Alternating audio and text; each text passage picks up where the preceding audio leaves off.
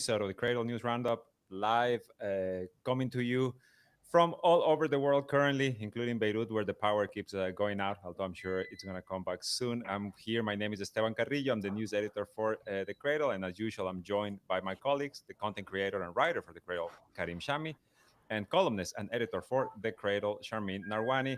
As usual, before we start, just to remind you, please leave a like, share, subscribe to our channel.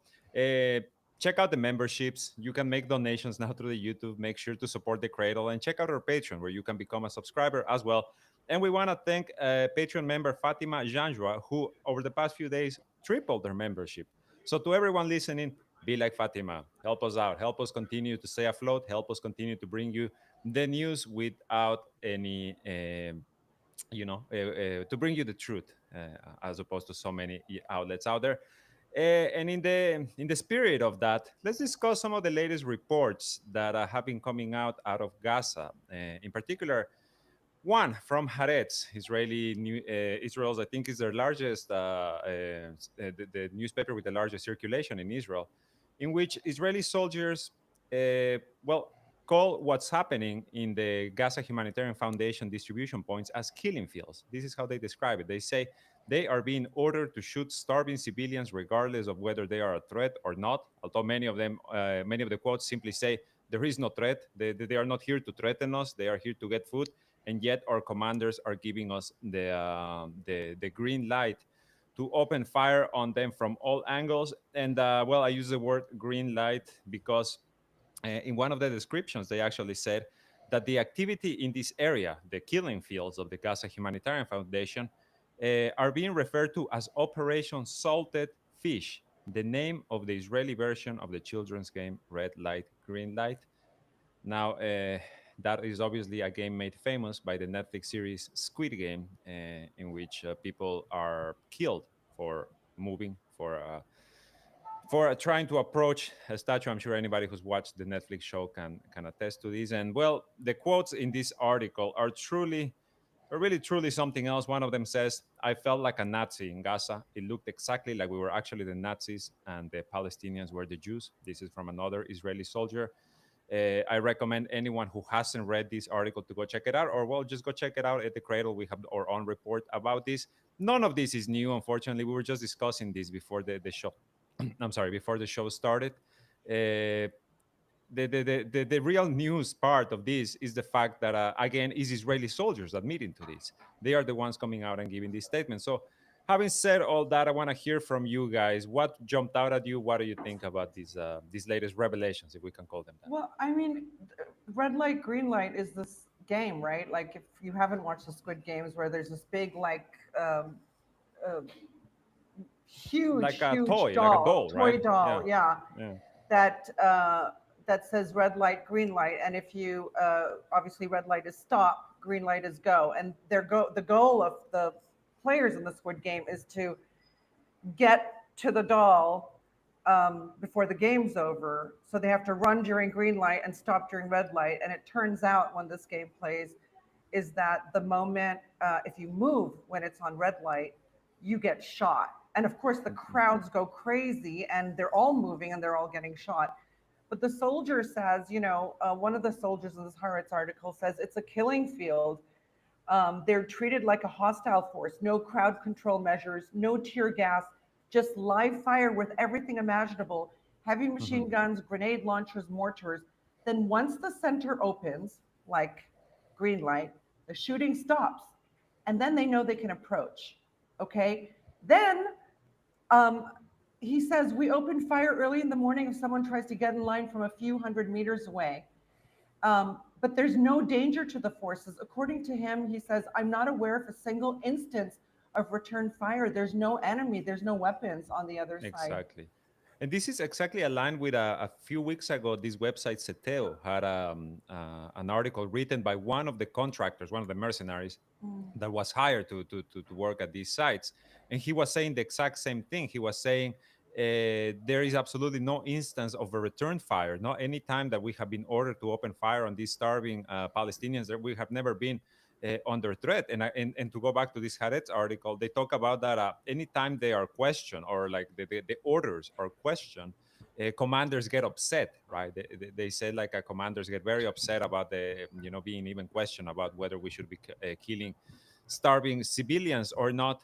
Another thing that it completely aligns with this is a report that came out, I think, on Friday about oxycodone pills being smuggled, being put inside the flour sacks that are entering Gaza.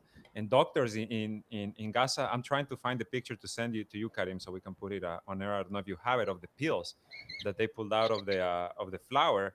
That this is at this point, calling this a war crime, lacing humanitarian, the small amount of food that is entering what the UN calls the hungriest place on earth with a highly addictive opioid. Is there a name for this anymore? What are we witnessing? Personally, this really, really upset me because we have a close family friend, a young man at university who was struggling with insomnia and started to take sleep medications that were prescribed. And then it just got heavier and heavier. And then somebody introduced him to, I guess, what is oxycodone. And literally, it's taken him 6 months to wean off the side effects of taking that, even sporadically, okay, until he did a binge, right? This thing is so, I mean, you hear about the fentanyl stuff and you hear about oxy stuff, and you don't know it until it hits home, until you know someone really good person who's struggling with this, not something they wanted to do, but were trying to help themselves with another ailment. This stuff just, you can't recover easily. It's, I think, worse than heroin. And to seed the It stuff is into their actually. food supply, and children, there's no dosage control. Children.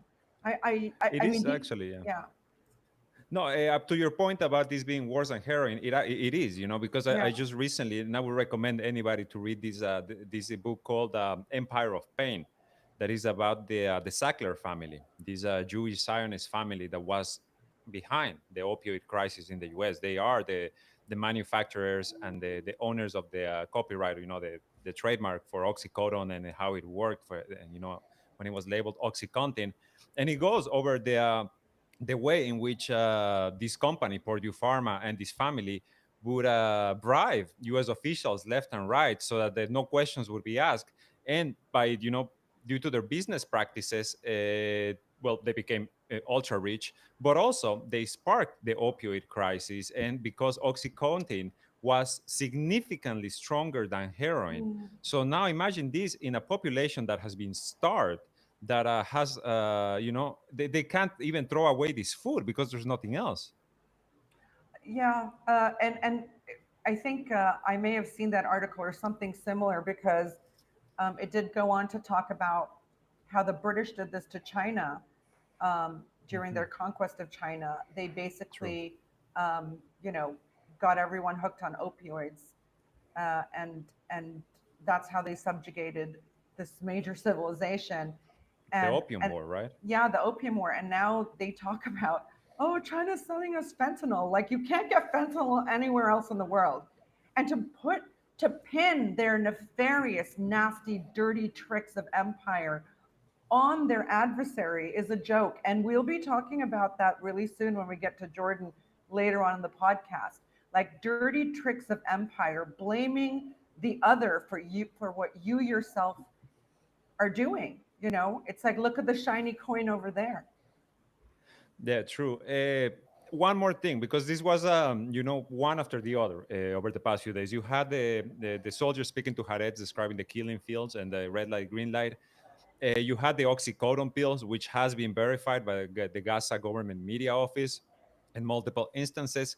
And also, you have another Haaretz article that talks about that the death toll currently in Gaza stands probably closer to 100,000 people, not the 60,000 announced. And here I just want to make a very short parenthesis and say a few days ago at the Cradle, we published an article that talked about a study that determined that it was the death toll might have been closer to 400,000.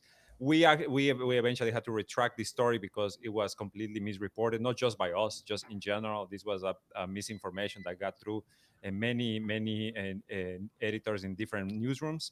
But at one point, the Lancet, just a few months ago, The was already Cradle, talking. by the way, when something is wrong, we remove it or offer an apology. We don't just keep these things fact-free articles online for Exactly. years on end.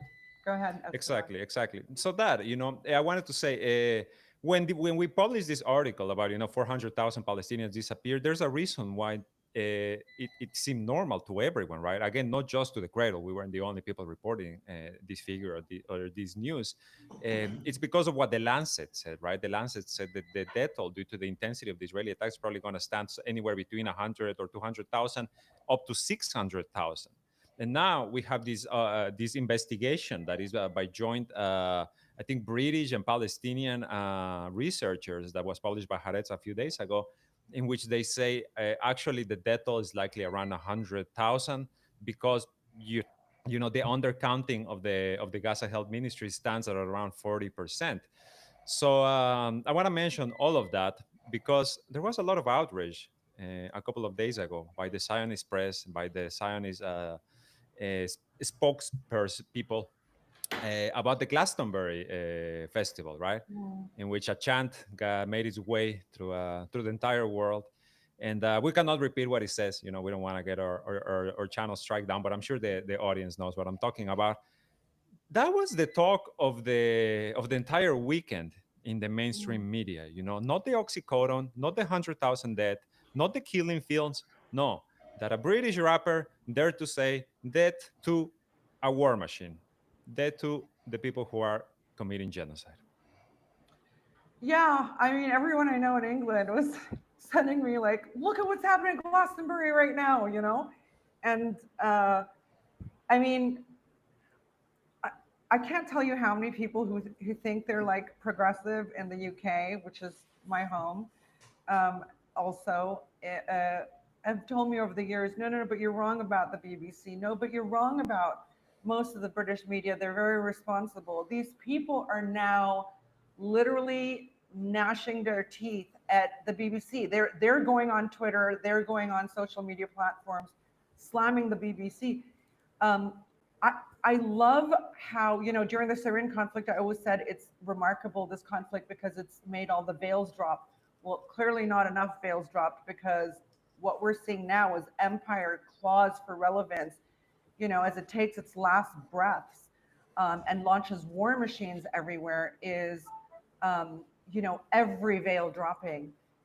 I mean, the BBC, for goodness sakes, and then you had Keir Starmer's Minister of Health, I think it was, on a show.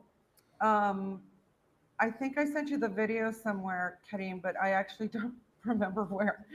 Um, he's talking about Israel's criticism of the BBC's coverage, right?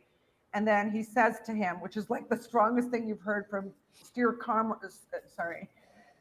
Starmer and his cabinet, which is basically, Israel, clean up your own house first before pointing fingers at us, which is quite strong. And then he goes on to say this crazy thing, which is, um, what your forces are doing in the West Bank, what Jewish terror groups are doing in the West Bank, right? Because we've all heard about, like in the last week, illegal Jewish settlers basically running rampage through West Bank towns and villages, and even shooting at Israeli soldiers, which is basically the only point at which the Israeli army stepped in to arrest these people, is because they were shooting at soldiers.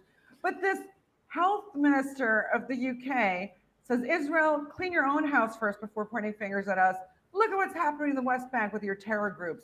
Again, I'd not heard anything like this there. And, somebody was tweeting like, the Starmer government, the Labour government, even the Tory government are now, I mean, they would be deaf, okay, if they were not hearing what the British public is saying about their relationship with Israel, with their relationship with terror, with their relationship with genocide and the arming of this genocide. So, maybe that was the first sign of that rock solid steel, rock solid steel wall that Israel has, you know, put around British and U.S. politics starting to crack. a bit. Karim, give us your thoughts. You've been a very quiet participant so far. Yeah. Because he's watched the electricity go off 3 times since we started the podcast. Yeah, regarding the first topic, of course, what Israel is doing, we know all Israel is a colonial state. And the best thing is to learn from the best, which is the UK. We know that the UK, they initiated the Opium War and the starvation that they did in Bangladesh and India during World War II, and how to like force people to obey. That's what the Israelis are doing in Gaza currently. They are learning from the best. And regarding the concert and the BBC, it's not new for the BBC to support foreign policy. We know the role of the BBC during the Iraq War, the Gulf War one, and in 2003 the invasion of the United Kingdom and the United States of Iraq, and 2 days prior in Afghanistan.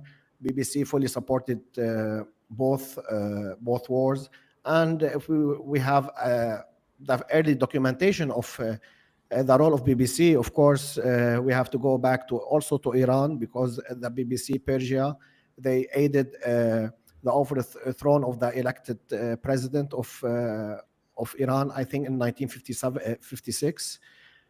And we all know Al Jazeera also. We often talk about Al Jazeera. I just want to say also Al Jazeera was at first BBC Arabic, then it was bought by Qatar, and now it's Al Jazeera. This was established between 1996 and 1997. And we know all the role of Al Jazeera and also overthrown of Saddam Hussein and what happened in Syria for the past 14 years. So this is not nothing new. Both Israel is a colonial state and BBC is a colonial channel. Yeah. Completely. Completely. Well said, Karim. There's Thank a you. reason why this thing is also relevant, because we talked about this last week about Trump's tweet, right? About say Bibi, we're going to say Bibi, let the court strike all of the cases. And he's kind of stayed with this line. And now we're hearing that, yesterday Netanyahu said that finally, after a year and a half, more than a year and a half of genocide, the captives are the top priority in Gaza. He said this, right? It's finally time for the captives. Even though Hamas, just over the last few hours, said accused Netanyahu of again just sabotaging any ceasefire deal, making impossible demands, not caring about the captives, etc. Everything we already know that Netanyahu has proven to be true. But the reason I bring this up is because there has been a lot of chatter about the genocide coming to an, I don't know if an end, but definitely to a stop in the next few days. There's been calls for Netanyahu to step down. Naftali Bennett, came out of the woodwork. He's like reheated by the U.S. This moderate Israeli leader, right? The guy who couldn't hold to power for 1 year before Netanyahu returned in 2022. Do you guys think that there's a possibility that a deal is in the works for Netanyahu to step down, and obviously with facing absolutely no consequences, in order to, because yesterday the special envoy to Syria, the special U.S. envoy to Syria, Tom Barak, said a very interesting thing about he said many things, but there was one quote that I want to focus on. He said Israel's being redefined. Israel is currently being redefined, and he was talking about Arab normalization, and he was talking about the new Middle East, etc. What does it mean, Israel being redefined? Is Israel being redefined for a post Netanyahu era? There's so much to unpack It in is. what you said. We discussed this last week. Was a deal made? I think certainly a deal was made. Will Netanyahu uphold it? Certainly not. It's very possible that the deal was, uh, do a ceasefire with Iran, meaning Trump telling Netanyahu, do a ceasefire with Iran, and I will get your court cases dropped, right? And then initially the Israeli court said, no, we're going to go ahead as scheduled. And then Trump threatened Israel to withdraw aid, and the court cases were suspended 2 days later, Yeah. right? So, I mean, and of course Netanyahu's government has made some soundings about like you said, now our priority is the hostages, which suggests a ceasefire in Gaza. And Trump has said in the last few days we could see a ceasefire in Gaza as early as like a week, right? And Netanyahu will not allow that to happen. any ceasefire that's struck. I mean, Hamas has some cards here because Trump wants a ceasefire. You know, Hamas needs to stick to its guns and basically say, we will not accept anything less than the deal that was struck in January, which had details and timelines, which this current deal absolutely does not have. Okay, it's not even. It's basically um, uh, you guys will stop firing and Israel will continue occupying Gaza. This one, right? So Hamas has some cards now, some leverage because Trump is pushing Netanyahu for a ceasefire. They should stick to their guns. It's not like they haven't heard Hamas has scuttled the deal, you know, a dozen or 24 times before. Who cares? Just stick to your guns while this battle between Trump and Netanyahu goes on. As to your point about Tom Barak, we discussed a few podcasts ago, is a very sinister figure in my view. He's now named U.S. ambassador to Turkey, to Ankara, but has obviously a far larger role in the Levant. This is the guy who's tried to arm twist normalization agreements in Lebanon, in Syria, and he is the guy we suspect and believe will try to redraw the lines of the Levant to Israel's benefit, meaning normalization with Syria. Syria is obviously going to say, okay, if you withdraw your troops, including from Mount Hermon. And this has been, by the way, we've seen this supposed negotiation point in Western media just recently. But no, you know, Israel's going to want to keep that land, most of it anyways. Israel's going to want to stay in southern Lebanon and try to reach as far as the Litani. These are its, you know, decades old goals. And with Tom Barak, you know, Uber Zionist, whose job is to redraw the lines of the Levant to favor Israel, if they have him in the driver's seat and weak states, meaning the resistance taking a back seat currently in Lebanon, and then a regime change in Syria where you basically have Al-Qaeda people who were, you know, funded and armed by the Americans and Israelis and a whole host of other Turkey, Qatar, etc. Those guys in charge there. You know, Israel's in the driver's seat with those countries. Not so with Iran, though, and I'm sure we'll get to that later. Yeah, for sure. So I think this is what's happening. There's deals being done. Trump thinks he's doing deals with Netanyahu. Little does he know, Netanyahu and his fellow Zionists from Tom Barak to, forgot the guy's name. Who was the guy doing Ukraine and Stewart? No. Witkoff, yes. No. Steve Witkoff. You know, these are people who are basically undermining the peace that Trump wants. He needs to wise up very quickly. Otherwise, yeah, he's going to be the president overseeing the biggest, most consequential war of the 21st century. Indeed. Again, guys, a reminder to everyone listening right now, please make sure to leave a like if you haven't yet. Share this video, share it with everyone you know. Check out our memberships, check out, or if you want to donate, if you want to help out the Cradle, please. Let's see those donations. I have a question. Who is that in the picture behind me? That's Emiliano Zapata, Mexican revolutionary leader.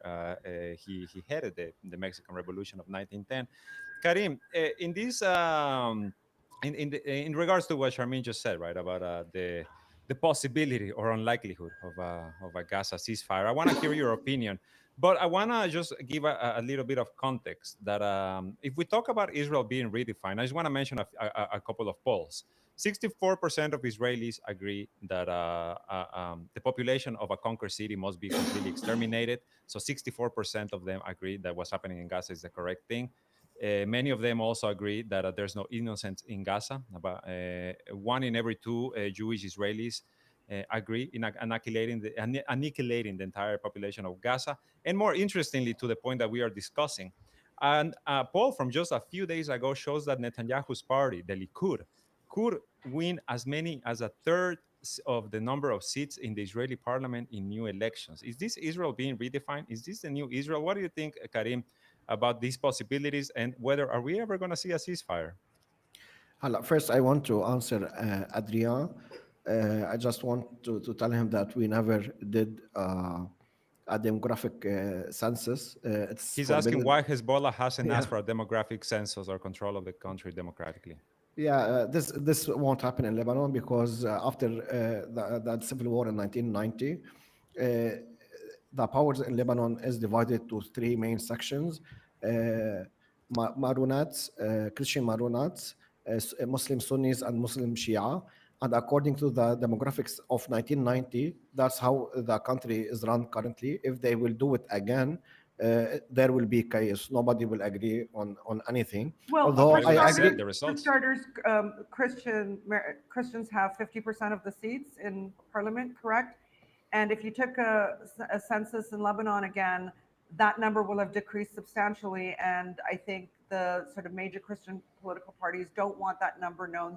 Would that then lead to demands by other sects to recalculate the numbers and assign, um, assign the right amount of power depending on population sizes, it will crack open a whole different can of worms that I think Lebanon and its weakened state cannot handle right now. No, really, no, They they couldn't cannot. handle it before, so now it's even more difficult. Regarding the ceasefire, I think there will be a ceasefire. Eventually, the war will end, and we saw the Trump tweeting, and he's using Truth Truth Social. Social. Yeah. Yeah, and he said it. And we said it last time. Netanyahu doesn't want to stop the war because if he stopped the war, he will go to jail. Now Trump is using his power to prevent this. If he can prevent this internally in Israel, then Netanyahu will stop the war. I think it's in my mind, it's as simple as that. We've been talking about Netanyahu and his legal issues since 2 years at the Cradle, and we Yeah, often forever. say, and we have articles and we have features discussing why Netanyahu will not stop the war because for his own sake, he doesn't want to go to jail. So every time there is a court order after him, like yesterday, he just do something to stop it. For instance, yesterday he urged a security meeting, and he did like a small cabinet meeting because he had a court. He had to go to the court, but he told them, "Oh, I can't go. We have a war cabinet." So that's what he's trying to do. And there's also, if people are curious, there's a documentary about this, and there's footage from inside the court and from for Netanyahu, and his wife also is accused for bribery and other stuff. So if Trump was able to prevent this, I think Netanyahu will eventually stop the war. And from the Israeli and American media yesterday, they said next month Netanyahu will go there, and many people speculate, يعني Israeli and American analysts, they said that when he goes to Washington, they will declare the end of the war. He's set to go in a few weeks. Apparently, he's also set to meet with Ahmad al-Shara, the Yeah. self-proclaimed president of Syria, at the UN. That should be an interesting summit. Yeah. Go ahead, Charmaine. No, I was just going to say, I just realized he would get to the UN before the mayoral elections are held in New York City and therefore avoid arrest or any chance. That would be interesting. That would be interesting. If you guys feel want to, we can maybe move on to Iran again. Please, let's get those likes up. We're a bit low on the likes, so everyone listening, please just hit that like button. A few things from Iran. They ratified their exit from cooperation with the International Atomic Energy Agency. They have accused Rafael Grossi of, well, what it's apparent to everyone that he's trying to get information to give to the Israelis to restart their war. One quote I want to hear from you guys about this. The IRGC commander, one of the IRGC commanders yesterday said that Iran has only used 5% of its military capabilities in the war, and I don't know how And to he, take this. I and don't know how he, to and take he, this. he said, we didn't mean we've expended 5% of our, munitions, but we've only used 5% of our overall military capability. It has nothing to do with actual units of weapons. Yeah. But here's my question, Yeah. and this is just why I feel a bit, on the fence about this quote. Why so little? And why didn't they use 10%? Why didn't they use 15%? If with 5%, according to his claim, they cause as much damage, imagine if they had used, 15%. Maybe at this point we would be having a completely different conversation.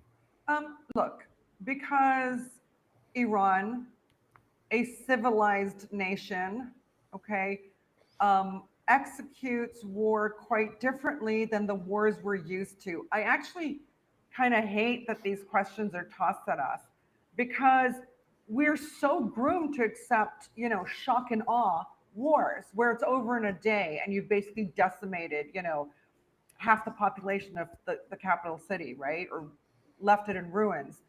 Um, so Iran, uh, it knows its enemies do that. It knows that its enemies do shock and awe, okay, and basically give 50% or more in week one, right? Because the Israelis and the Americans like to declare mission accomplished very swiftly, right? The Iranians calculate wars of attrition because they're a middle state. So they're a major global South power now, but they're still, economically, politically, otherwise, with sanctions and whatnot, um, a middle state, right? They're not a great power, though they play with the great powers, right? So Iran wants to exhaust the enemies. It prefers wars of attrition. It really does. It said so over and over again. Whereas the enemy prefers quick, hard wars and then being able to declare mission accomplished. So Iran paces itself like civilized and strategic thinkers do. So 5% means you saw some of our missiles. You saw some of our, fast missiles or hard missiles are like, zigzagging missiles. That's enough for us to win it. If we launched a whole heck of these at you, right? At specific targets, you understood the precision. We want to de-escalate, right? Iran's goal was not to destroy Israel, okay? And by playing it the way it did, you had people around the world, including in the collective West, cheering on Iran. I don't see any downsides for Iran by playing the escalatory game in this way. It suspects and believes there will be a round two. Okay, it suspects and believes it's seen pretty much the worst of what Israel has had in its plans and the plans it's hatched from years ago on how to internally cause chaos, etc. And so it's waiting for Israel to break the ceasefire. Hence, the world blames Israel again, right? And this time, delivering a much more resounding, okay, defeat. And Karim, I saw you. it makes sense. Karim, I saw you nodding along when I was wondering why didn't they use 10 or 15%. I know you have thoughts. Yeah, I agree with you. And there will be a different conversation. uh, Look, I think the strategic patience. Is the conversation bad? What do you think would have been different had Iran used, I don't know, It's not about it being bad or 40%? good. I just feel like, and I'm sorry to cut in, Karim, just to explain very quickly. I feel like what we've been talking about, this the defeat, right, of the Zionist entity. I feel like this could have brought it closer. That's just my perspective. I don't know Yeah, what it's you just guys that it think. wasn't a stated war goal with Iran. This is what maybe people dream of, but we've always talked about boiling the frog. This is what a smart, smaller adversary does with a much larger one, not Israel, because obviously Iran has always viewed this war as being won with the United States, and that Israel is only a proxy. Okay, so this is what you do: you draw them out, you exhaust them, as you mentioned last week. I mean, the U.S. used most of its, state-of-the-art air defense arsenal on 12 days of In 12 days. of Israel's war. This is what you do, and then they have nothing. They're sitting ducks. Then, why would Iran show all the tricks it has in its book? Why would it teach its enemy? you know? Karim, finish your thoughts. Finish your thoughts before we cut Yeah. you off. Yeah, yeah. يعني I understand Sharmin, I understand the strategic policy of Iran, but in my humble views, I agree with Esteban. They can use 15 or 20%. Why not? So If they if not use now, 15 or then one. 20%, if they use 15 or 20% and declared that, you'd say, well, why didn't they use 30 or No, no, I 45? wouldn't say that. 5% is 100%. so. 5% is so I low, would say Sharmin. that. Yeah, y'all would. Y'all would. Trust me. 5% I would say is that. so low, and as the old saying is, if not now, then when? Yani when they want to use the 20% or Okay, 25%. so if you just understand that Iran sticks to its declares achievable war goals, okay, that Iran prefers longer drawn out wars so it can test its enemies' defenses, it can test it in many ways, and also maybe like impact its enemies' public relations, its the perception of its enemy globally as it did now, that it can take that time to build up the relations, and deepen the defense relations it has with great powers, because now it can say, hey, China, look at what's happening to us, and your friend Pakistan's next, and then you're after that.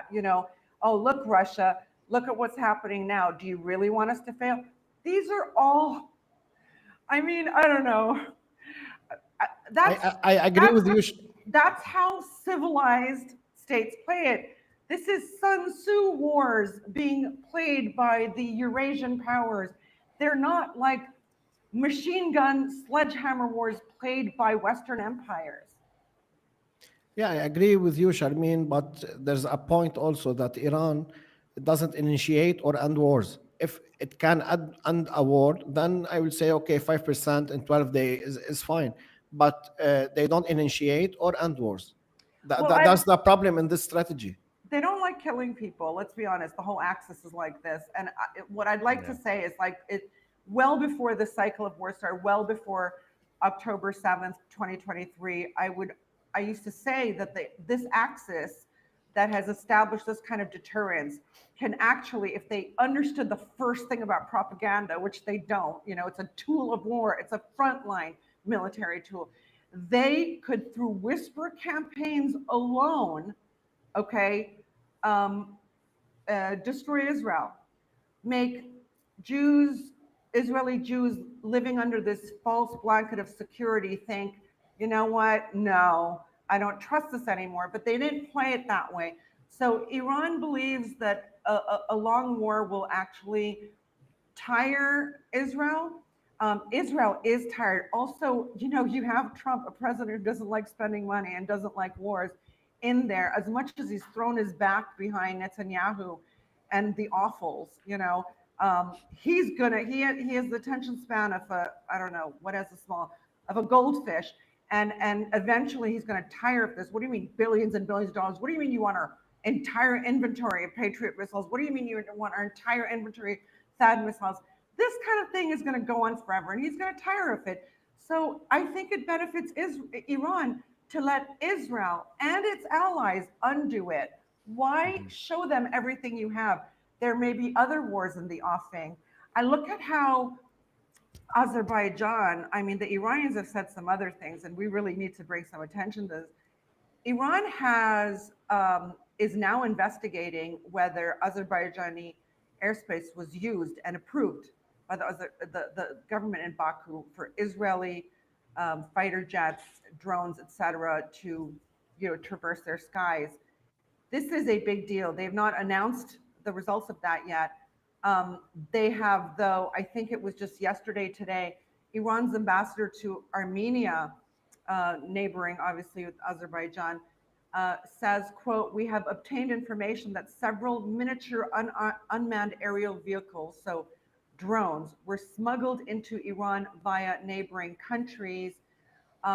He has urged the Azerbaijani um, President Ilham Aliyev to investigate this, to conduct a thorough investigation into the reports that micro drones entered Iran, because we saw thousands of them potentially, right, used inside to target and assassinate and create an environment of fear and chaos in Iran.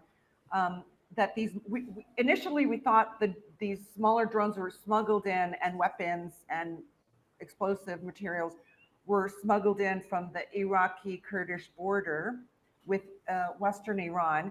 But then we noted in last week's podcast that in Bandar Abbas, we saw signs of some fighter jet activity.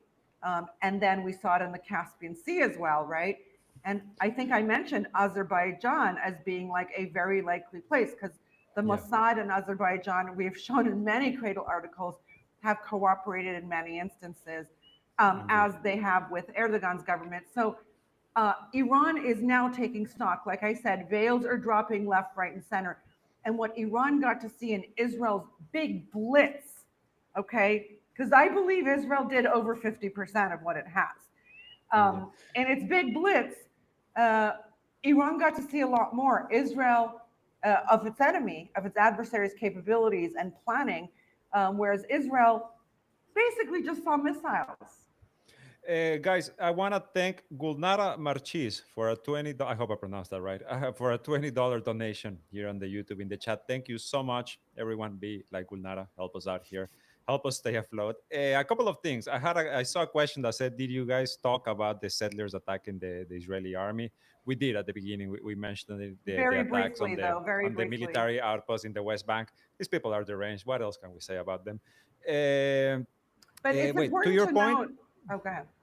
No, to your point of what you guys were talking about, I want to ask you a question. This is something I've been thinking about, because a lot of the statements we've been seeing from Iran, in particular, is that the U.S. attack was kind of dead in the water, right? They were like, "This is very unimpressive. Your mother of all bombs did not do as much damage as you want to say."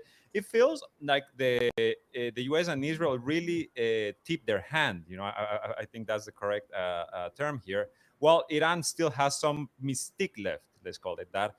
As far as their military capabilities are. I'm sorry. Do you guys agree with that? Do you guys think that right now there's like a bit of a panic in U.S. and Israel to be like, how do we regain our image as a Goliath, when in reality it seems that our adversary, who we thought was a paper tiger, is not so much. Not only did Iran not fold, but it got massive. Like, I mean, we've not seen patriotism and jingoism in Iran like this since I really don't know when. Yeah, Kenny, I don't know if you have any thoughts on that. I mean, I have a lot, so you jump in, Kenny. Let's, Karim, I know you have about the. Do you think there's a possibility for the U.S. and Israel to regain their image of a Goliath or a military Goliath, or do you think right now it's all downhill for them following the attacks on Iran? First, I want to say that if they were successful against Iran, they wouldn't end the war in 12 days. We saw that in Gaza. Till now, it's lasting, and we know Gaza is a very small place. I often compare it to Las Vegas. It's as small as Las Vegas, the city. Until now, they didn't stop the war. So that's what happened with Iran. They couldn't continue it, and everybody, if you go to comments, even to people that are against Iran, nobody can nobody can but talk about the missiles of the Iranians. We know from previous wars, everybody was talking about the Iron Dome, the Iron Dome. In the past 12 days, nobody's talking about Iron Dome. Everybody's talking about the Iranian missiles. And because the Americans and the American army and Trump knew that we can't continue, they stopped the war. So, and we all know what's happening in Ukraine and Russia and the defenses between the two countries. And previously, I remember when we used to read articles, and I think also Sharmeen and you can remember that, maybe 10, 15 years ago, we used to read that the United States is ready to go to war for Taiwan or against China. Now, if somebody talks about it or think about it, people will laugh. This will tell us that the United States power is in decline, although it's still the #1 army in the world. But at this rate, Wallah, Sharmin, they are the best. An army, they have. Clearly, they can win everywhere in Sharmin, Afghanistan, in Yemen, in Iran, in Iraq. They can win everywhere. We've seen the winning like crazy. All they do is win with their yeah, greatest army in Sharmin, the world. but now we will share the picture. But the budget, money talks. But The they budget said of the that. United States Army is $900 billion. Yes, and half Okay. of that is on gold-plated toilet Okay. seats. But Okay, I mean, what? these $900 billion, you have ships, you have 962. airplanes, you have nuclear weapons, you have But- satellites. So And Iran's budget is $8 billion. exactly. Okay? This is what I'm saying. Stop saying the greatest army in the world. God, man. Like, obviously, they're It's the not the paper greatest, but tiger. it's definitely the most powerful. It's that I didn't say that. It spends the most. That's the one That- thing we can say about it. It Guys, spends the most. everyone listening, drop a like if you missed one of our classic Charmaine and Karim arguments. You're getting exactly what you love here right now. No, Okay, let I us- want give us your to thoughts, jump give us to your thoughts. some things. Okay, IAEA. Okay. Oh, you want to talk about this? Okay, like I said, the most expensive army in the world. Nothing else can be said about it. Nothing else in terms of absolutes. Okay, greatest, best fighter jets. But shut up. Okay, not you guys. It's my internal voice speaking. Okay, I want to jump to something because I realize we've been talking for 45 minutes. We need time because there's a lot that's happened. There's a lot. IAEA Director General Rafael Grossi now warns that Iran could resume uranium enrichment for a possible bomb in a matter of months. He has gone back to what they were saying a month ago.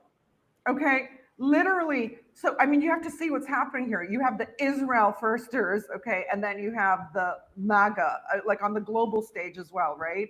Like you have those who are paying attention to what Trump's doing and realizing, like the Europeans, oh, we're going to have to, take the bullet and raise our defense spending to 5% of our GDP, right? And then others like Grossi, who's completely ignoring Trump's claims of like having decimated Iran's nuclear program and actually creating conditions for more war, which is what Netanyahu and the Israelis want. Like, who's paying his bills, right? Grossi, the head of the IAEA, is saying that Iran could resume uranium enrichment for a possible bomb in a matter of months. Basically, he's saying Iran's nuclear program has not been destroyed. They have all their enriched uranium, and they could put together a bomb. Now, Grossi's doing what his absolutely shitty Palantir-owned Mosaic software that was basically installed, plugged into the IAEA in 2015, I believe, the year of the Iran nuclear deal, okay, when the Americans and the Iranians struck a deal. The Israelis came in probably, let's just say whoever the warmongers are, came in and stuck in the Palantir Mosaic system into the IAEA at a cost of $41 million, okay? And basically the system, it's made for counterterrorism, so it does predictive stuff. You can't do predictive stuff with when you're supposed to be doing safeguards. Safeguards is what the IAEA is supposed to be doing in Iran, right? Ensuring that what Iran is saying it's doing is in fact the case. Why do you have predictive war software in there? Palantir, of course, have also provided software for the Israeli occupation forces, which, is why Israel claims their AI is making them blow up, civilians, like a 9-to-1 ratio or maybe even more. It's Palantir software that's doing that, okay? So the IAEA, a safeguards organization full of scientists and observers, has gotten in predictive software to see what could be. So now they have this, this US bad summer blockbuster mentality of like what could be. It's all wrong. It's all wrong. And Iran is right to have, I think the Iranians, Mehr News, at least we saw it there, Iranian news agency said that the Iranians will be dismantling the security cameras in all their nuclear facilities. It's exactly what should be done. I mean, everybody now sees what a ridiculous circus the IAEA show is. But they said that they Hold that suspended thought for 1 second, cooperation. Karim. Hold that thought Okay. for 1 second. I want to thank Clifford Bustria 4397 for another $20 donation to the channel, and Tamara Wilson for $3.99 Canadian. Thank you so much, guys. You are the lifeblood of this channel. Go ahead, Karim. Indeed. Who did that? Did you do that, Esteban? No, Me, I me. did think that was Oh, Karim. you did it, Karim. Ken. Yeah. Go ahead, Karim. What were you Yeah, going to say? but didn't Iran say that they will suspend cooperation with the IAEA? Yes. They ratified it, yes. So why he's is still talking? Because we know Israel, they have also Glossy. nuclear weapons. He should treat Iran as Israel or Israel as Iran. That's so weird for me. Yeah, usually when we used to say, no, even here, our colleagues, know why he's talking, why they are saying this, why this grossy. So my answer was because Iran is part of the IAEA. Now they are suspending it. He should shut up. No? I mean, completely. He's talking about Iran being able to start enriching uranium in a few months. He's playing exactly the role that he's supposed to be playing. I listened to him. He speaks as if he owns Iran.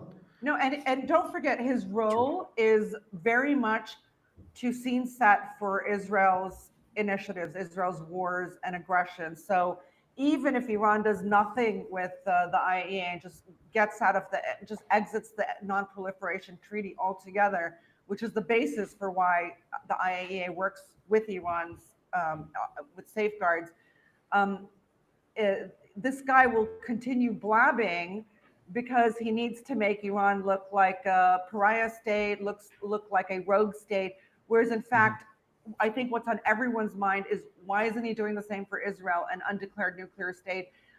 He's going to use his utility once the Iranians exit the NPT and dismantle their cameras.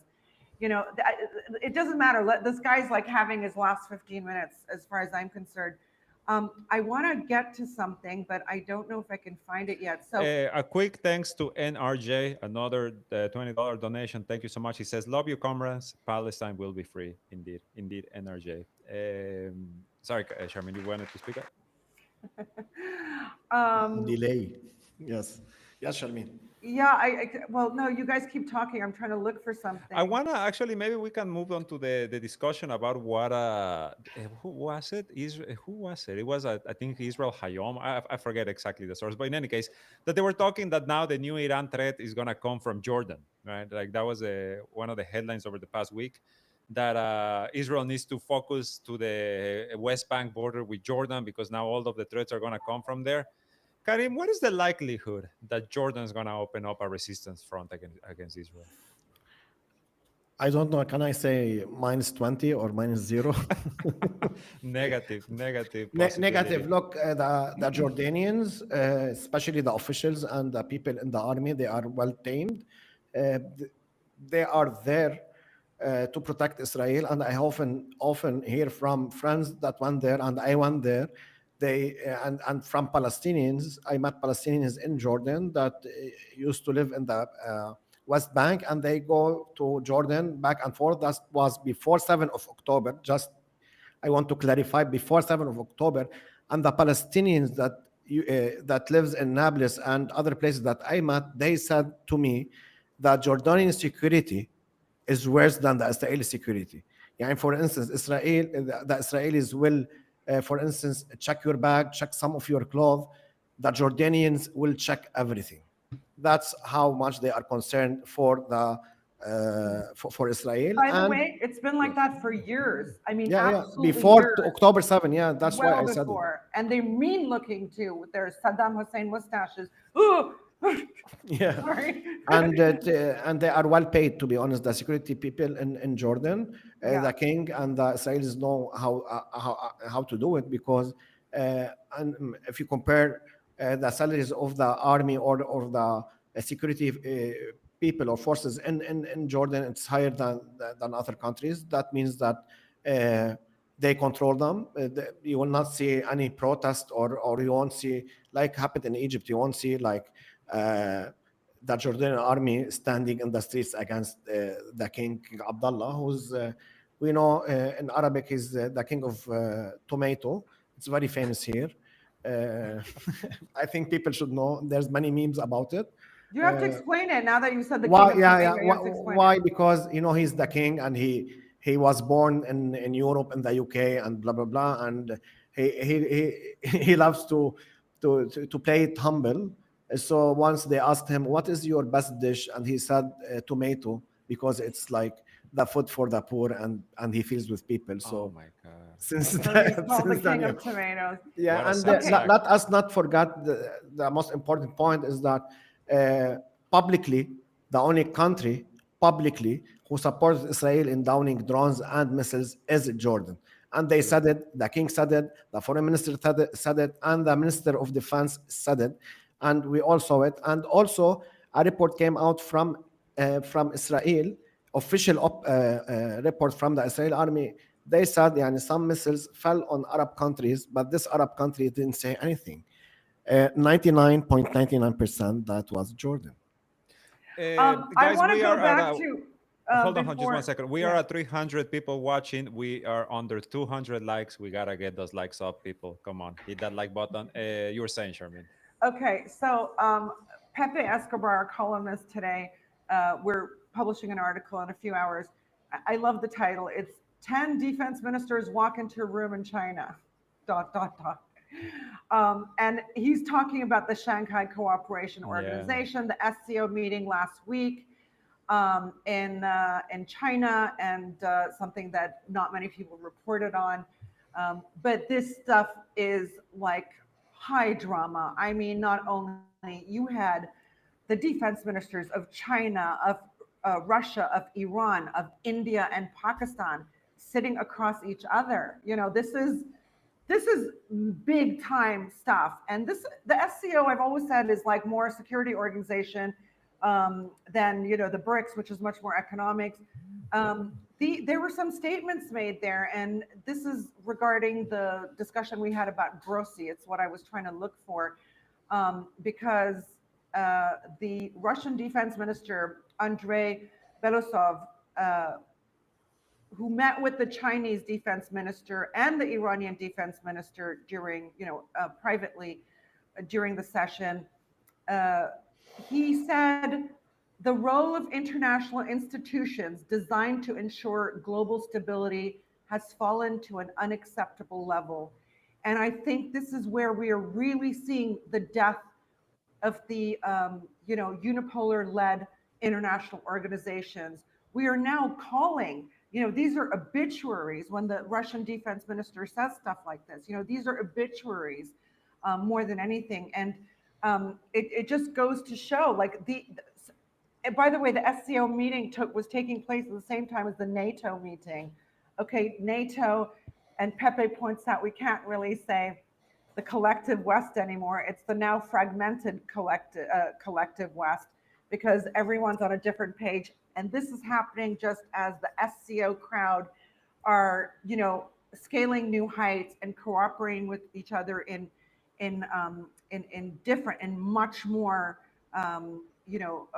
close quarters with each other, defense, strategic, etc. I have said that if you think Russia and China are not standing behind Iran, you're wrong. Okay, and this is not where the discussion should be. It's happening, but you're not going to know about it, and I'm not going to know the details. We're not going to know about it. This is what's happening. Don't be naive. If the U.S. beat Iran, that would open up an entire border, and not entire border, entire from north to south sway, the vital West Asian corridor, which is how Europe and Asia connect. It's not going to happen. And so we're definitely going to see arms deals, air defense deals, other kinds of maneuvers between these three countries. Pepe calls them RIC, like we do here at the Cradle: Russia, Iran, China. Most people understand the RIC acronym to be Russia, India, China. That is not on the table, at least not for the foreseeable future. India is still an outlier. We don't know where it's going to settle. Hopefully, if we don't have a Modi government, you're going to see maybe India go back to its non-aligned positions. Right now, India's, against Pakistan very actively, with Israel, with the United States on the issues that matter. But yeah, let's go back to Jordan because it's a very important topic. Exactly. I mean, why do you think it's such an important topic, Sherman? Do you really think that this is because Jordan is part of Greater Israel at the end of the day, right? They are part of this expansionist They're, little demented project that we're seeing in the they're region. not part of Greater Israel, but they same with like to the Litani River, to Mount Hermon, to Damascus, maybe to the Euphrates, maybe to the Tigris. These are all parts of things that Israeli leaders, past and present, have yearned for, Sherman froze. Oh, in their for their biblical. Did I?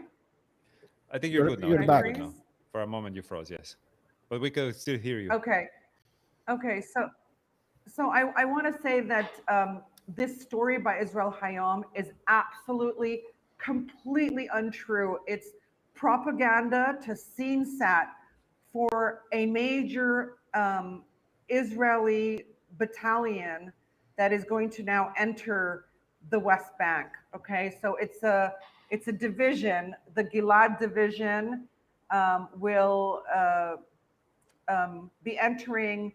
So I guess it's the David Brigades, the formation of the David Brigades, regional defense units that are the publication is saying are in there to help with the tiring battles in the West Bank that the regular Israeli occupation forces have had to do for so long now.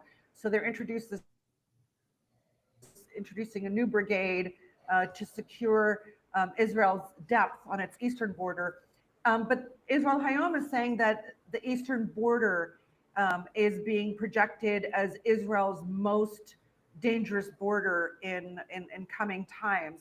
And I mean, look at what's going on there. I mean, settlers running wild.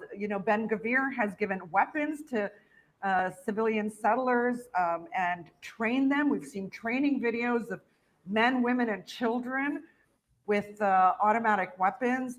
And at the same time, now Israel is launching a major settlement project, basically the establishment of a new city along that border. Okay, it is Israel that is stealing more Palestinian land in the West Bank. It's provoking Palestinians. It's demolishing their homes, demolishing their villages, their refugee camps, their roads, their connectivity.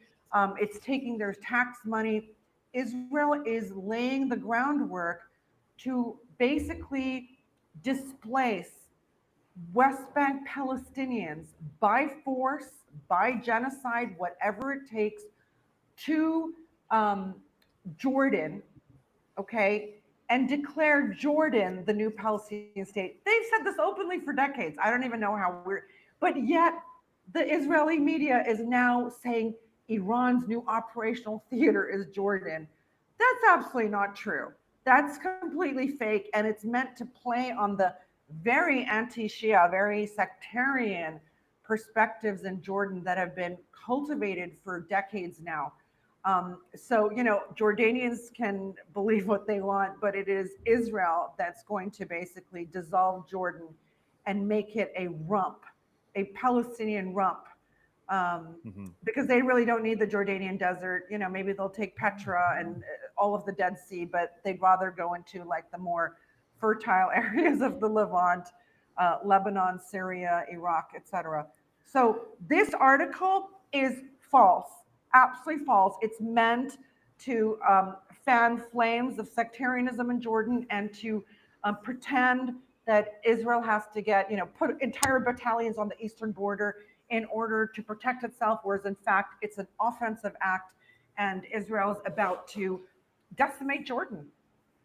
Um, if you guys feel like it, let's talk a bit about Lebanon before ending today's podcast, Yes. because one of the big these points of discussion lately it's been normalization, right? Syria is apparently ready to sign on the dotted line. The Al Qaeda government, nobody's in shock here about that. But Lebanon is also being lumped together, right? Like Israeli officials keep talking about Syria and Lebanon normalization, and Karim in particular. One of our one of the commenters that is most active in the chat, Adrian, has been asking you a few questions about Lebanon. I've seen a few of them. Yeah, sorry. Yeah. In particular, he talks about the well. He's asking, like if it's not the West, then who is going to have influence over Lebanon, and about claims that Hezbollah stalls economic development for Lebanon. The accusations and etc. Over the past couple, I think yesterday or today, the parliament voted in Lebanon to ratify, the reforms for World Bank loans for the IMF to come. That old story. So far, Hezbollah has played a very, they've really stepped aside. I think we can say that they really completely stepped aside and have let this government do what it must, or what it thinks it must. What is next for Lebanon, Karim? Do you think normalization is on the table, and how is that going to be received? Yeah, first, let me answer Adrian very fast. There's like three examples, recent examples before 7 October, and the recent examples date back to maximum 5 years ago. China came and told the Lebanese government, he can search about it or read about it, that they are willing to make a train in Lebanon. Currently, Lebanon, we have zero train station or any train. We have nothing. And simply who said no to the Chinese? The Lebanese government, not Hezbollah. And it was like somehow for free, because that was before the fall of Syria. They wanted to make a train on the coastal and Syria's coast, and they said we can continue to Lebanon. They said no. And also, we have a very big refinery in Tripoli, north of Lebanon. Also, the Russians came. They said we will give you electricity for free, but we will collect the money from the people for 2 years, and then Lebanon will own this station. The station was in Tripoli was it was a project between Lebanon and Iraq, but that date back in the 60s and 70s. And during the civil war, it was halted. Until now, it's halted. And who said no to the Russians is the Lebanese government. So I can go on and go on, but these two things really frustrated me. So it's not about Hezbollah; it's about how Lebanon is. How Lebanon is. Yani for instance, we have the resistance, we have Hezbollah, but also the Lebanese government is fully backed by Saudi Arabia and the United States. Previously, it was France. Now it's the United States directly. It's a direct actor in Lebanon. And of course, these people will not allow you to go work with Russians or Chinese. or Chinese, and they don't give you anything. And for instance, Lebanon is still waiting for electricity from Egypt. That was a American promise around 4 years ago, and we're still waiting. Yes. Until It now. We was a don't have promise electricity. in order for the Lebanese government not to, in its very, very urgent, dangerous situation, to not bring in Iranian To not turn to energy. Iran. Right. So they promised this alternative energy and never And delivered. it happened. It But never what did. happened? In Yeah. this podcast, you guys had 3 blackouts already. Just Yeah, to 100%. illustrate that point. So I'm not saying promise. I don't want to our viewers to say no. Somebody said it. No, they told us. They released articles. They told us how they will get it from Egypt and then Jordan, and how there's a pipeline that was called Arab pipeline from the 50s and blah blah blah. Yeah. So That they that renovated. Remember, the yeah. Assad government actually Yeah, renovated it for this this is the deal. funny part that Yeah. that Syria is the only one who worked for it. And So and that was a promise made by U.S. Ambassador to Beirut, Dorothy Shia, who is now U.S. Ambassador to the United Nations, sowing her, seeding her chaos there. I want to make a point, something today, just by the way, Esteban, you may not have heard, but an ISIS cell was captured in I Dahia, the saw. southern Yeah, I saw. suburb of Beirut, earlier today. And today, of course, we're in the midst of Ashura, which is the, very important date for Shiites, because it commemorates and mourns the killing of the Prophet Muhammad's grandson Hussein in Karbala by the forces of evil. And so in the middle of, what tends to become mass gatherings of people, ISIS was going to set of bombs today, is what is the information we're hearing so far. I mentioned this also, especially to point out that Lebanon right now is just a playing field for great powers and medium-sized powers and regional powers. I always say, if you want to figure out where Lebanon's future is, look at who's in ascendance in the large picture. because that is who's going to determine Lebanon's railways and Lebanon's infrastructure bills and whatever. But right now, the Lebanese are so cowardly, the leadership in this country. They just prefer to tread water and not have electricity and, have to get water piped into their building rooftops every day by a truck, things like that, just not to upset the Americans. And that is such a stark discovery when you spend time here, that it's all just not to upset the Americans, because sanctions. Why would they care about sanctions? Everyone in Lebanon lost all of their money, all their savings in Lebanese banks. What do they care about sanctions? The politicians care, right? Now, this also ties into the Jordan story, because ISIS was going to sow chaos in Lebanon, okay? To turn people to, again, focus attention on Hezbollah. Gee, if Hezbollah only didn't have its weapons, then ISIS wouldn't even be in a Hezbollah. This would be paradise. Lebanon would be paradise. Yeah, ISIS wouldn't even be drawn here. This is ISIS's payback for Hezbollah's role in the Syrian war. That kind of rhetoric. Same exact playbook as like Iran's planning to operate inside Jordan. Be wary. It is the same playbook. Exactly. When you see weird things like this happening, they're not weird, okay? They're absolutely orchestrated. It's not even like a conspiracy theory, which basically means that there are people in private, powerful people in private, planning things that they don't disclose publicly. That's all a conspiracy means, and they're in a position of enough power to actually shift events. That, of course, is happening. So look to the ISIS event in Beirut today as signs of an intensified U.S.-Israeli row in different ways to terrorize Lebanon, because as it stands, Hezbollah has declared, the Americans want Hezbollah entirely disarmed. The Lebanese government can't even disarm Palestinian camps, which it has, promised to do in early June, and the deadline came and went, okay? And they're going to disarm 30-something%, meaning like, okay, I don't want to say that. They're going to disarm Hezbollah, a major resistance axis group. Of course not. So they want to now create chaos in Lebanon. We might see this being a summer of terror in Beirut and other cities, I just saw something that, go ahead, finish your talk. No, I mean, that's basically all I'm saying. Like, we're going to see, when they can't hit at Iran, they then do things like this in the interim, get fires burning under people, get people angry.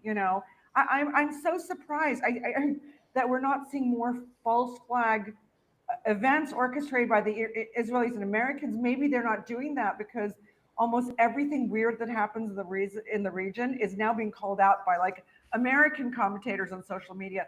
Bet that was Tel Aviv. Bet that was the CIA. This is the era we're in. I want to give an update. And this is not to detract to anything that you said, Sharon, because you're completely on point about the use of these terror tactics. But apparently the arrests the reports were inaccurate. This is Radwan Mortar, a friend of the Cradle, who says the investigation has not yet begun and the circulating narratives are purely speculative. And he says that it might actually be related to human trafficking. So, it's just as dangerous, though, like the spin, because whether they were ISIS or not, you already create the terror, you already create the narrative, and you already feel into exactly what you were saying, which is, oh, if only Lebanon, were free of Hezbollah's weapons, this would be paradise on earth, because that is the narrative, and it's going to continue. We've seen these, we saw the Beeper terror attack, we saw the Tayune massacre. It happens every so often. But Hezbollah is doing something that I kind of, during the Syrian war, kind of wish someone had done, but then thought we can't do this because it's like cutting off our nose to spite our face. At some point, they were screaming about why is Hezbollah in Syria, even though ISIS and Al-Qaeda were really evident, even though Nusra and ISIS were inside Lebanon, operating inside Lebanese borders. And I almost, I would think like, what, let them run through Lebanon and do what they do, okay? And then be begging for Hezbollah for help. Because at this point, Hezbollah says, no, we're not going to disarm and we're not going to do anything because deterrence and retaliation and security, we're leaving entirely up to the Lebanese government. I think that's a good thing in many ways. I want the Lebanese people to see that anything can happen in this country, and the Lebanese government can do nothing because their allies won't sell them weapons, their allies won't train them properly, their allies will leave them to chaos. That's what they ultimately want here. Go ahead, Karim. Sorry to interrupt. Yeah, I want to talk first. Your question, we didn't answer the question about the normalization. Yeah, Ah, you yes. know, United States is pushing for normalization. I think they are ready in Lebanon. I'm not saying it will happen or no, but they are ready. The politicians are ready. Our president is ready. Our foreign minister, it's a dream for him to go to Israel. And we have the prime minister Bucket who's the like list. the Mahmoud Abbas 2.0. So these people are ready, but in the streets, I don't think this will happen. I think Israel won't want this. They want normalization with Israel. Sorry, with Lebanon. In Syria, it's I think it's different. It's a speculation. It's totally my opinion. I think Israel they don't care about normalization with Syria because they are still expanding there. They failed to expand in Lebanon, but in Syria they are expanding, and they have like around I don't know 70 or 80,000 people now are under their rule in Syria, and they can expand, and nothing is happening in Syria. So if I was an Israeli, God forbid, I will not seek normalization with Syria because I already doing whatever I want. But I will seek a normalization with Lebanon to furthermore push the government and the uh, army to disarm Hezbollah. So that's my view regarding this. They haven't even started to disarm the Palestinian camps. Remember, they set a date for June Yeah. 26 for the Lebanese army to start going into the Palestinian camps to disarm, and the date came and Yeah, went yeah, with yeah, yeah, absolutely nothing. yeah, but the West, how they operate, for instance, if you normalize that, if you normalize, they will lend you money, they will send people, they will say they are like military consultants, as they did in Iraq and other places. They will start to train you, arm you. They will select a specific group to do the dirty work. That's what they did in every and each country. And when you said, and when Sharmin said, they think Lebanon will be a great country if they normalize or Hezbollah is out. Well, that was the same narrative in Libya. Libya had the biggest and the highest GDP till now in the history of the African continent. Now we can see Libya. Libya is three countries and they share one capital, which is very weird. And if you go read about Libya, it's very weird, and people are dying and nobody knows anything. And there's no investment in Libya. Libyans used to come in Lebanon, they invest, they open project. Now you can't see a Libyan. And the same was said about Bashar al-Assad. Now we saw what happened after Bashar al-Assad. Israel expanded. The military was destroyed in 3-4 days. Till now, according to Jordanians, 70% of the Syrians in Jordan, they are not even thinking to go back to Syria. And the same applies to Iraq. 2003, all the propaganda against Saddam Hussein, if you're with him or not. But of course, we should be against any president that is out by a foreign country.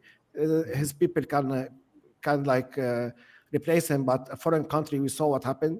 United States is occupying Iraq since 2003. Now it's 2025, 22 years. And if I'm not mistaken, Sharmin, till now, in 22 years, we once wrote an article. Till now, the United States didn't even build or help to build one school in Iraq. And if you go back in Iraq in 2003, they had electricity, although they had sanctions. So the same applies now. They are doing the same, and unfortunately, our region, the people are sorry to say it, I don't think they are knowledgeable or educated enough to see this. They are doing the same in Iran. Okay, remove the mullah or whatever, and Iran will be prosperous. Lebanon will be prosperous. They are continuing it, and the same applies to Yemen. In my view, there's no grounds for Lebanon to normalize with Israel, period. It's not going to happen. I think with Syria, there are grounds. I disagree that they don't need Syria because they're already occupying it. It's a PR exercise. We got another partner to the Abraham Accords, Yeah, literally. Poster, but the what do you poster that think, went up in Tel Aviv. Sharmin? do you think for if they go to normalize with Syria, they have to withdraw, or even that they won't care and Sharia will say No, yes? They But want this the is the Golan point. Heights, I have no but they idea. have The them. guy, you can buy him with money and women. I literally don't know, and I don't care because he is an Israeli project, right? So it doesn't matter. Syria's gone right now, okay? But these are all a stack of cards. They're based so much on perception. HTS does not have control over Syria. They do not have the forces to have control over Syria right now. Tomorrow, if you had a major, like I said, we're out of the era of proxy wars. Once the US hit Iran directly, we came out of the era of proxy wars. And if this escalates, we are literally having pure competitor wars in which lines are going to be drawn. And the US Army is one of the most over exaggerated, you know, military. Overstretched too, right? Yeah, overstretched, over exaggerated. Same with the Israelis. Imagine the Israelis with Yemen, with the West Bank, with Gaza, with Lebanon, with Syria, with Iraq, with Iran. Now they want to go into Jordan and Pakistan. Let's talk about last week. We talked about or the week before, Medvedev, right? Dmitry Medvedev, the former president of Russia, and his crazy Telegram account. Trump answered him. Follow Medvedev's account. It seems like you have like he's had a few vodkas too many when he posts, but this is like sanctioned. Medvedev is like bad cop to like the Kremlin. He gets to say all these things, and he's very powerful. He's deputy chief of the national security organization. And he was the president and prime minister before, of course. Yeah. So what Medvedev had said, there are countries that look to be willing to give Iran a few nuclear warheads. And now I think, as we've seen Pakistan step up even at the SCO and make stronger statements than any other Muslim country on this war, we can see that the country he's perhaps referring to is Pakistan. Pakistan is not going to allow. So now we have, bizarrely, the Americans brought Russia and China together. They brought China and Iran together, and China and Russia together, right? And now they're bringing Pakistan, which was always a US proxy. That was for decades in Cold War politics, right? It was a US proxy, now stepping into perhaps the inner sanctum of Rick. So everything's changing so quickly. We will always be at the Cradle podcast, be talking about the details on the ground here in West Asia. But as I always say, if you want to understand why and how things are happening in this region, you have to look at what's happening in geopolitics and geoeconomics and the great power struggle, the chess game in which many countries and populations around the world are mere pawns. Indeed. Just to back up your point about the Israelis and all of their fronts, in Gaza, they still haven't managed to, defeat Hamas, whatever that meant back when the genocide started. The full-blown Holocaust over 20 months later, and you still have Israeli soldiers killed by the dozen, every few days in Gaza, in ambushes, in attacks. All of this still happening. So, but I think for this for today we can wrap it up here, guys. I want to thank you. I want to thank everyone for joining us today. I want to thank everyone who subscribed, who shared this video, in particular those who donated some cash to the Cradle to help us stay afloat. Before you go, hit that like button, smash it. We need the algorithm to start recommending this video everywhere that it can. We'll see you on Thursday, same time, same place. Thank you so much. My name is Esteban Carrillo. I have been joined by Sharmin Arwani and Karim Shah.